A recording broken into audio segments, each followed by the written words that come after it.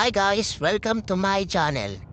Please like, share, comment, subscribe, and hit the notification bell for my new videos.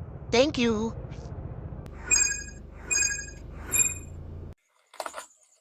Hi guys, welcome to my channel.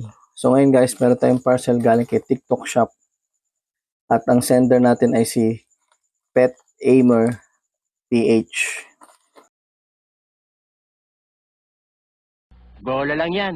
So bali guys, itong parcel is galing pang China.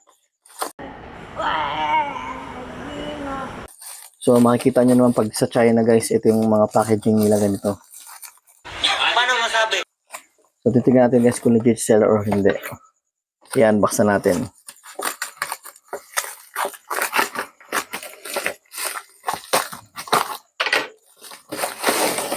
Yun! Legit si seller guys.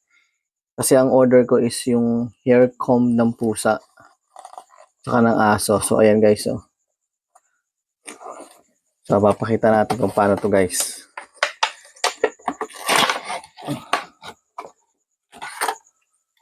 Ito kasi guys, pag sinuklay nyo yung pet nyo, so nandyan yung mga balahibo nila, pipindutin nyo lang to para matanggal.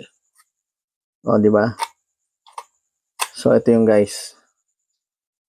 So si seller is legit. Thank you for watching.